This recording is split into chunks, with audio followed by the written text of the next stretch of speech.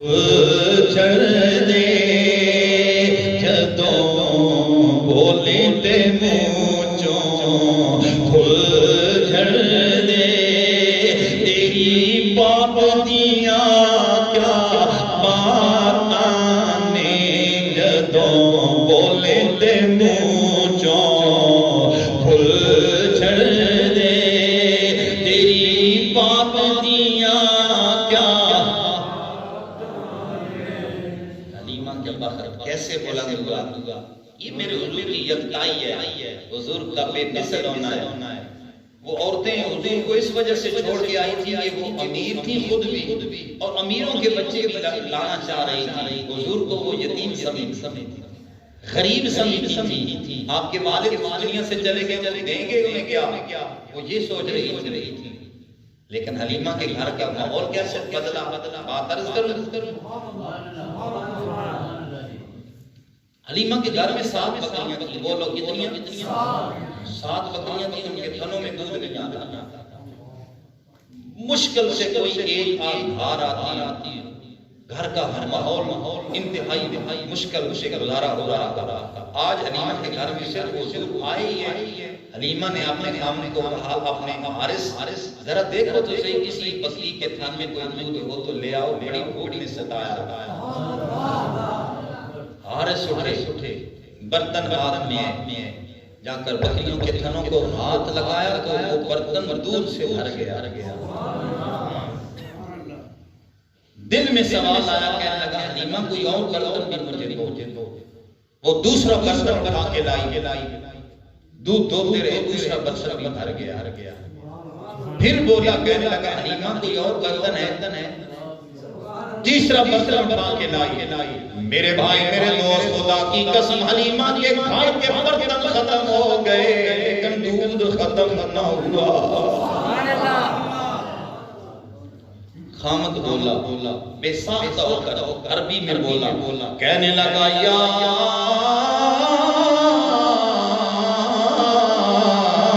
حلیمہ لقد وجدنا نسمة مبارکہ اے حلیمہ مبارک ہمارے گھر میں کوئی بختوں والی روح آ گئی ہے خوشی سے بھولا نہ سمایا کہتے ہمارے گھر میں بختوں والی روح برتن دودھ سے بھر کے جہاں بجا برتنوں میں دودھ پڑا ہے حضرت سیدہ حلیمہ سوچتی ہے یہ کدھر کریں گے اتنا پہلے گھر میں تھا ہی کوئی نہیں اب ہے حلیمہ باہر نکلی اپنی سہیلیوں کے گھر میں انہیں کہتی ہے میرے گھر سے دودھ لے جایا کرو میرے گھر سے وہی دائیاں جو مکے میں گئیں میرے حضور کو ناپسند کر کے چھوڑ کے واپس آ گئیں آج وہ حضرت سیدہ حلیمہ کے دروازے پر ایک ہاتھ میں اپنے بچوں کو اٹھائے ہوئے دوسرے ہاتھ میں خالی برتن لے کر میرے نبی کریم کے دوارے خیر پر کھڑی ہیں منگتی بن کر کھڑی ہیں آج حلیمہ طاقتہ بن گئی وہ مانگنے والی دروازے پر ہے انہی بچوں کو اپنی گودی میں بھی لے آئی خالی برتن بھی لے آئی حلیمہ فرمانے لگی اے آنے والی اور شور نہ مچانا میرا لال سویا ہے میرا لال سویا ہے شور ساری رات حضرت حلیمہ کے گھر سے روشنی آتی رہتی وہ پوچھنے لگی حلیمہ کب کی امیر ہوئی ہو امیر کس دن سے ہوئی ہو ساری رات تمہارے گھر میں دیا جلتا ہے حضرت حلیمہ فرماتی لوگوں میں گھر میں کبھی تیل نہیں جلایا روشنی نہیں کی ہے لوگوں جب سے مدنی وحی آیا ہے جب سے خدا کا یاد آیا ہے روشنیوں والا نوروں والا محمد مصطفیٰ ہے میرے گھر کو نور اجالا بنا گیا نعرہ تکبیر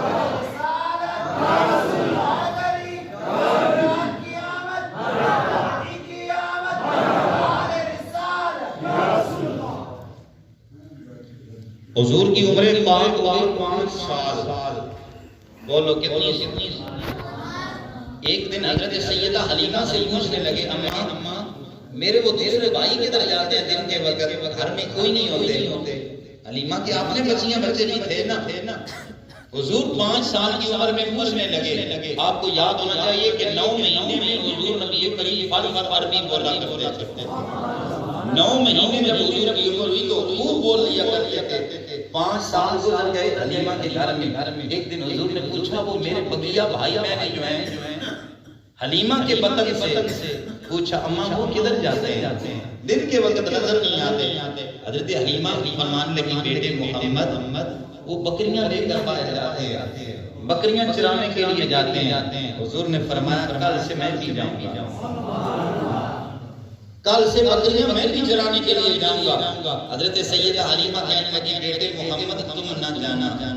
کیوں اماں میں کیوں نہ جاؤں؟ فرمانے لگی اے میرے بیٹے محمد یہ عرب کا علاقہ ہے, انتہائی تیز اور شدت کی دھوپ ہوتی ہے. میں نہیں چاہتی کہ آمنہ کی امانت محمد مصطفیٰ میرے پاس ہے کہیں تمہاری نازک گالوں پر دھوپ کا اثر نہ ہو جائے. لیکن حضرت محمد مصطفیٰ فرمانے لگے اے اماں جان جو کچھ بھی ہو میں دنیا کو بتانے آیا ہوں, بے شک خدا کا یار بننے لگا ہوں. محمد مصطفیٰ سارے نبیوں کا سلطان ہوں لیکن ماں باپ کا وفادار ہوں. دوسرے دن بکریاں لی حضور بھی صاحب میدان میں چلے گئے. جب واپس آئے نا شام کا وقت تھا تو حضرت سیدہ حلیمہ کے بچے سیدہ حلیمہ کے قریب آ کر بیٹھے تو باتیں کرنے لگے. کہنے لگے اماں حلیمہ تمہیں ہم کیا بتائیں, کیا انوکھا معاملہ دیکھا ہے. بولے کہنے لگے اماں یہ مکی بھائی محمد جہاں قدم رکھتا تھا اللہ کی قسم وہیں گھاس جم جاتی تھی. جس پتھر کے پاس سے گزرتے تھے وہ پتھر رسول اللہ کو سلام کرتے تھے, حضور کو سلام کرتے تھے. اماں یہ انوکھے معاملے ہم نے دیکھے ہیں. حضرت حلیمہ پھر میرے نبی کو اٹھا کر چومتی, بار بار چومتی اور کہتی ہے میرے بیٹے محمد میرا سویا ہوا تو نے جگایا ہے. وہ کتنا سونا شعر پڑھ رہے تھے اعظم صاحب کا. کون آیا اج دنیا ہوتے ہویاں گلی گلی روشنائیاں,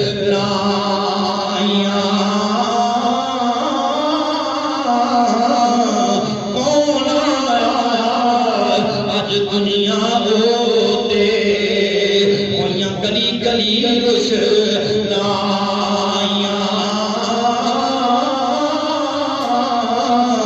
ابراہیمی گلشن اندر عجب بہارا آیا, جس نو حاصل کرن دی خاطر پئیاں مکے وچ دعائیاں. اعظم نال حلیمہ لے گئی,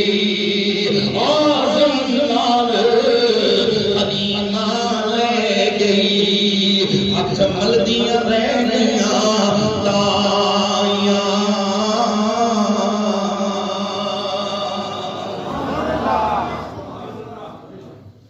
حضور امیروں کے بھی ہے نبی لیکن غریبوں کو میرے نبی کریم نے زمین سے اٹھا کر اور سویا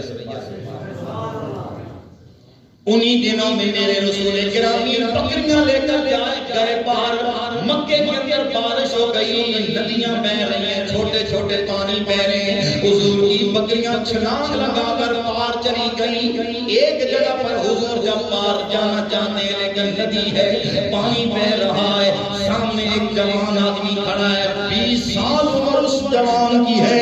اس کے دل میں خیال آیا یہ ننھا سا بچہ پار جانا چاہتا ہے, اس کو میں اٹھا کر پار کر دیتا ہوں. حضور کو اس بندے نے کندھوں پر اٹھایا, ندی سے پار لے گیا. جب پار پہنچے میرے نبی کریم نے اپنے ننھے ننھے ہاتھ اٹھا دیے, اللہ کی بارگاہ میں عرض کی یا اللہ اس بندے کی عمر کو لمبا فرما.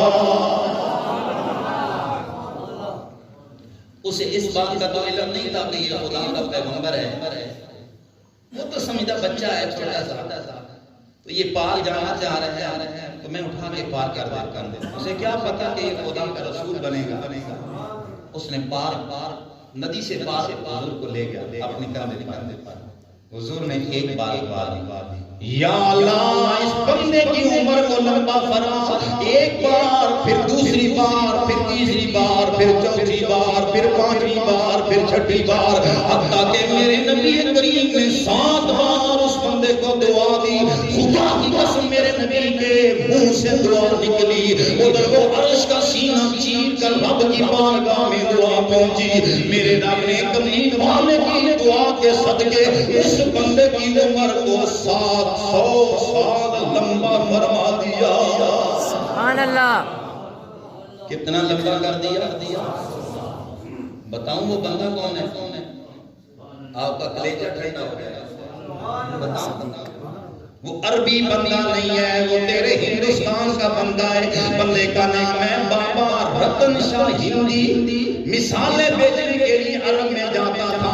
دوستان گرامی کیا خدا کی قسم مثالیں بیچنے والا یہ بندہ تاجر ہے, لیکن اس کی وہاں میرے نبی سے ملاقات ہو گئی. دوستان گرامی کیا پھر کبھی جوانی کے عالم میں یہاں ہندوستان کے اندر بھارتی پنجاب میں بیٹھا رات کے وقت آگ تاپ رہا تھا. کئی دوست بیٹھے تھے اس کے آگ جلا کے آگ کو تاپ رہے ہیں. دیکھتے دیکھتے رات کا وقت ہے, چاند کے 2 ٹکڑے ہوئے, ایک ادھر گر گیا, ایک ادھر گر گیا. وہ حیران ہوا کہ چاند کیوں ٹوٹ گیا. دوستوں سے سوال کرنے لگا, کسی کو علم ہو گیا یہ چاند کیوں ٹوٹا ہے؟ لوگوں نے کہا ہمیں کیا خبر. چند بندے آئے عرب سے, اس نے ان تاجروں سے پوچھا بھئی آپ کو کوئی پتہ ہوگا چاند ٹوٹا تھا؟ انہوں نے کہا ہم تمہیں بتائیں. مکے کے اندر ایک جوان ہے جس کا نام ہے محمد. اس کی انگلی کے اشارے نے اس چاند کو 2 لخت دیا ہے. علامہ محمد اقبال کہتے ہیں میرے نبی کی انگلی کی طاقت کا یہ عالم ہے کہ چاند 2 ٹکڑے ہو جاتا ہے. میرے نبی کے ہاتھ کی طاقت کا عالم کیا ہوگا. جس نبی کے ہاتھ کی طاقت کا یہ عالم ہو اس کے بازو کی طاقت کا عالم کیا ہوگا. اور جس نبی کے بازو کی طاقت کا یہ عالم ہو اس رسول خدا کے جسم کی طاقت کا عالم کیا ہوگا. خدا کی قسم چاند 2 ٹکڑے ہوا. یہی بابا رتن شاہ ہندی پھر جب دوبارہ گیا وہاں عرب کے اندر لوگوں سے سوال کیا بھئی وہ میں ملنا چاہتا ہوں خدا کے پیغمبر کو, محمد کہاں ملیں گے؟ لوگوں نے کہا مکے کے اندر ہوتے ہیں. مکے کے اندر گیا. مکی لوگوں نے بتایا وہ تو مکے کو چھوڑ گئے مدینے چلے گئے. وہ تو مدینے چلے گئے, لیکن دل میں حسرت تھی, تمنا تھی. وہاں سے مدینہ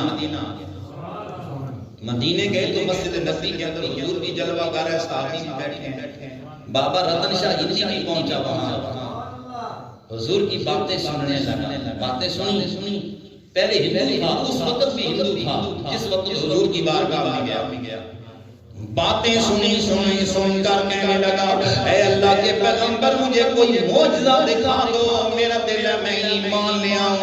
حضور نے فرمایا تو آنے والے بابا رتن شاہ ہندی ہم تجھے اس سے پہلے معجزہ دکھا چکے ہیں. فرمایا تمہیں یاد ہو کہ نہ یاد ہو, تو نے ہمیں ندی سے پار گزارا تھا, ہم نے تجھے 7 بار دعا دی تھی. سبحان اللہ. یا رسول اللہ, یا علی, مرحبا مرحبا.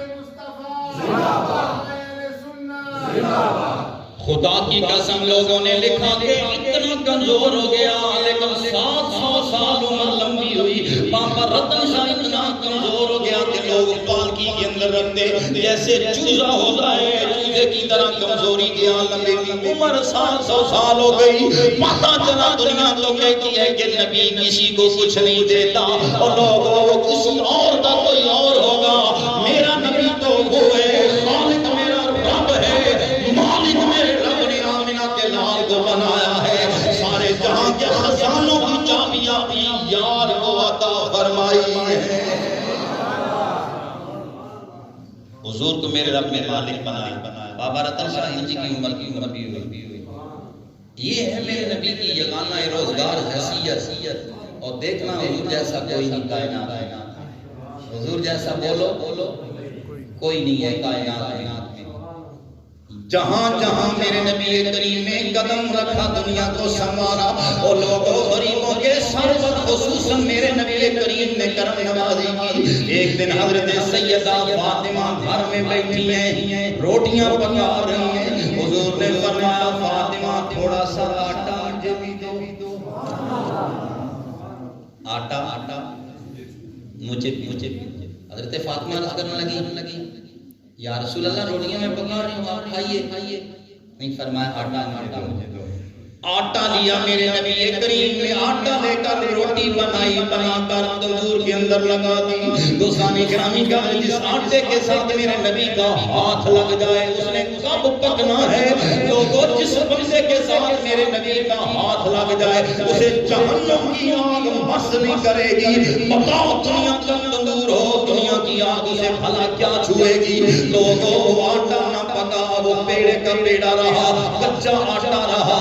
لوگوں مجھے سمجھ آیا رسول اللہ یہ روٹی کس لیے لگائی. لوگوں آج پتہ چلا کہ حضور کو روٹی کی ضرورت نہیں تھی. نبی کریم جانتے تھے میری امت کے غریب لوگ ہوں گے جو سارا دن دہاڑیاں کریں گے, ہوٹلوں پر روٹیاں پکائیں گے, وہ مزدوری کریں گے. دنیا کہے گی یہ کمینے ہیں, یہ کمی ہے. خدا کی قسم نبیوں کا سلطان بتا رہا ان کو کمی نہ کہنا. یہ جو کام کر رہے ہیں یہ رسول اللہ کی سنت ادا کر رہے ہیں. سبحان اللہ. کمی نہیں, یہ رسول اللہ کی سنت بھی ادا کرتے ہیں. جوتے بنانے والے جوتے بناتے ہیں, تم کہتے ہو موچی ہیں, یہ کمی ہیں, یہ کمزور ہیں. خدا کی قسم رات کا وقت تھا. حضرت سیدہ عائشہ نے دیکھا حضور نبی کریم کی پیشانی پر پسینہ آ گیا. آپ پریشان ہو کر اٹھی, میرا پتی بھائی کوئی کام کر رہا ہے. آگے بڑھ کر گئی, یا رسول اللہ کیا کر رہے ہو, کیوں پسینہ آ گیا ہے. جب قریب ہو کر دیکھا تو خدا کے یار کے جوتا مبارک ٹوٹ چکا ہے. حضور سوئی سے اپنے جوتے مبارک کو پیبند لگا رہے ہیں. بتایا یہ جا رہا, ہم اگر خدا کی بارگاہ میں عرض کریں ہمیں تو جنت سے جوتے مل جائیں, جنت کے پابوش مل جائیں, لیکن ہم بتانا یہ چاہتے ہیں ان موچیوں کو کمینہ کہنے والوں یہ رسول اللہ کی سنت کو سارا دن زندہ کر رہے ہیں. بتاؤ جن لوگوں کو جہاں کے اندر کوئی معاشرت نہ تھی ان کو حضور نے بلا نہ کیا. لیکن ہماری بدقسمتی یہ ہے کہ ہم رسول اللہ کا کھاتے بھی ہیں, حضور اللہ کا میلاد بھی مناتے ہیں. بولو میلاد اپنے نبی کا مناتے ہیں, کھاتے بھی حضور کا ہیں, لیکن ہم نبی کریم کا کام نہیں کرتے. اپنے نبی کا کام آپ فرمائیے. مجھے یہ آپ کے مہینے میں جو دوست بیٹھے ہیں آپ فرماؤ غلامی رسول میں موت کن کو قبول ہے؟ ہاتھ کھڑا کریں ذرا ماشاءاللہ. جن کو غلامی رسول میں موت قبول ہے. اب اپنی اس بات پر قائم رہنا. چھوٹی سی میں بات کرنے لگا. آج میرے سنی بھائی یہ کہتے ہیں غلامی رسول میں موت بھی قبول ہے, لیکن کیفیت یہ ہے کبھی کسی نے یہ نہیں کہا کہ غلامی رسول میں مجھے داڑھی بھی قبول ہے. کبھی کسی نے یہ نہیں کہا کہ غلامی رسول میں مجھے پنجگانہ نماز بھی قبول ہے. لوگ داڑھی اس وجہ سے نہیں رکھتے کہ بیوی کہے کہ تو ابھی مولوی بن گیا ہے, داڑھی رکھ لے. بیوی کہے کہ تو ابھی صوفی بن گیا ہے. کہتے ہیں کہ سسرالی رشتے والے کہیں گے تو ابھی ملنگ بن گیا ہے. عائشہ وکلا ادھر بیوی کی محبت ہے, اتنا منا کے لال کا پیار ہے. اے کاش تیرے دل میں میرے نبی کا پیار زیادہ ہوتا, تیرے منہ پہ داڑھی سجدی جو کہتا سسرالی راضی رہے نہ رہے, مدینے کا سلطان تو راضی ہو جائے. داڑھی اس وجہ سے نہیں رکھتے جی بیوی کہے گی ملنگ بن گئے, سسرالی رشتے والے کہیں گے ابھی بن گیا، ابھی تو جوان ہے تو اس بات کو اپنے دل کی تختی پر رکھو اور سوچو، کہاں تم کہتے ہو غلامی رسول میں موت بھی قبول ہے؟ جو رسول اللہ کی ایک سنت کو سسرالی لوگوں سے شرما کے نہیں رکھتے، بیوی کی حیا کی وجہ سے بیوی کہتی ہے تیرا حسن کیسا آ جائے گا، کتنا سونا ہے تو داڑھی رکھے گا تو تو بہت خوبصورت نہیں لگے گا، تم دیکھتا ہے تو بیوی کا قول تجھے زیادہ پسند ہے، رسول اللہ کا قول پسند نہیں۔ غلامی رسول میں موت بھی قبول ہے کا نعرہ لگانے والے کہیں میں غلط تو نہیں کہہ رہا؟ میرے نبی کریم کے ایک صحابی ہیں جن کے یہاں پیشانی پر بال اگے ہوئے ہیں، لوگوں بال لمبے ہو گئے، اتنے لمبے ہو گئے کہ جھولی میں رکھ لیتے، کبھی وہ گھٹنوں تک لمبے ہو جاتے۔ دوستان گرامی قدر انہیں لوگ کہتے ہیں ابو محذورہ بال لمبے ہو گئے، تیرا حسن کہنا رہا، کتنا سونا بنتا ہے تو یہ بال کٹوا کیوں نہیں دیتا؟ یہ پیشانی کے بال کٹوا دے، پیچھے بال کوئی نہیں ہے، سامنے بال ہے تو لمبا تو نے کر دیا، تیرا جمال متاثر ہو گیا۔ حضرت ابو محذورہ رونے لگے، فرمایا کائنات والو اللہ کی قسم ساری زندگی یہ بال نہیں کٹوائے، کٹوانے بھی نہیں ہے۔ لوگوں نے کہا کیوں نہیں کٹوائے گا؟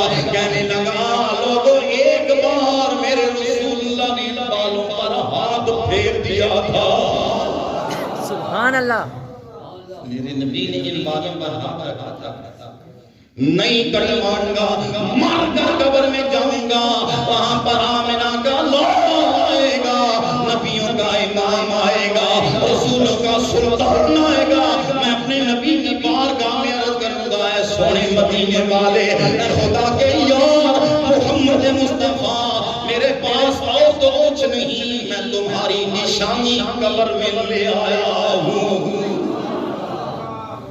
اپنے گربان میں چیک کیجئے ہمارے پاس کوئی نشانی ہے؟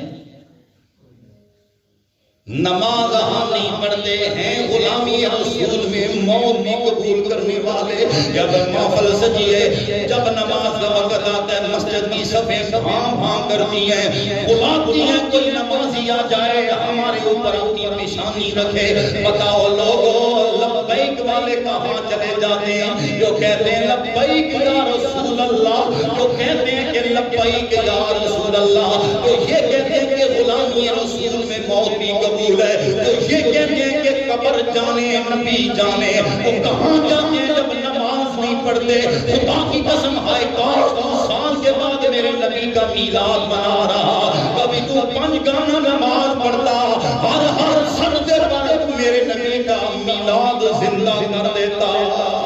سبحان اللہ، سال کے بعد میلاد مناتا ہے، جھنڈیاں بندیاں لگاتا ہے، روزانہ نبی کا میلاد منایا کر، نماز پڑھی کر، یہ میرے نبی کریم کا میلاد تجھے یاد جائے۔